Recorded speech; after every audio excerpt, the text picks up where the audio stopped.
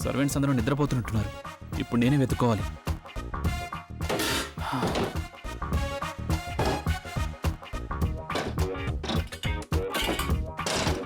Rock star నుంచి వంటోడిగా మార్చేసింది నన్ను. అసలు ఈ గులాబ్ జామ్ ఎక్కడ దొరుకుతుంది? ఫ్రిడ్జ్లో ఉండి ఉంటుంది.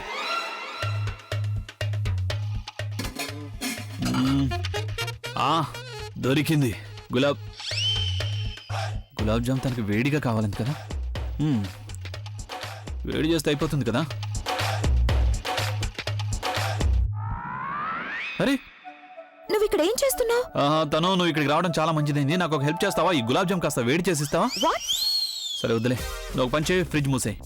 అభి నేను నీకోసం ఇంతకు నుంచి వెయిట్ చేస్తున్నాను, కానీ నువ్వు ఇక్కడ నీకోసం గులాబ్ జామ్ వెయిట్ చేసుకుంటున్నావా?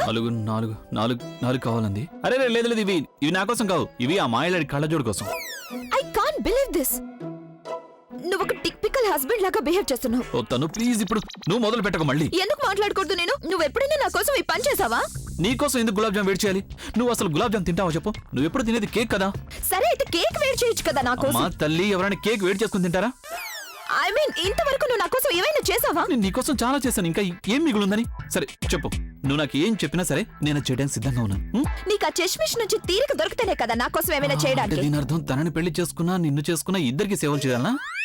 అంటే నువ్వు నన్ను అసలు పెళ్లి చేసుకోవన్నమాట. నాకు ముందే తెలుసు నువ్వు నన్ను వదిలేస్తావని. You don't love me. Oh I love you అమ్మ తల్లి, please can you keep quiet. ఒకవైపు ఇంట్లోది, మరొక వైపు బయటది. నువ్వు నన్ను పరైదాన్ని అంటున్నావా? అరే క్రేజీ, నువ్వు ఇంట్లో దానివి, బయటిది అది. అక్కడ పైన మందు తాగి మత్తుగా గదిలో కూర్చుంది అది. ఒకవేళ ఇప్పుడు నీ గులాబ్ జామ్ తీసుకెళ్లేదంటే అప్పుడు తను మొత్తం ఇంట్లో అందరినీ నిద్రలేపుతుంది. అప్పుడు ఒకవేళ నాన్నమ్మ నిద్రలేస్తే నాన్నమ్మ నా అంత చూస్తుంది. ప్లీజ్ నా బాధను అర్థం చేసుకో. ఈ గులాబ్ జామ్ దానికి ఇచ్చేసి వస్తాను. ఆ తర్వాత నేను ఉండేది నీతోనే కదా, ప్లీజ్. ఓకే. ఇంతకీ నువ్వు గులాబ్ జామ్ తింటావా? I hate gulab jam and you know that. Okay 1 2 3 4. అయినా నువ్వే ఓ గులాబ్ జామ్లా స్వీట్గా ఉంటావు కదా.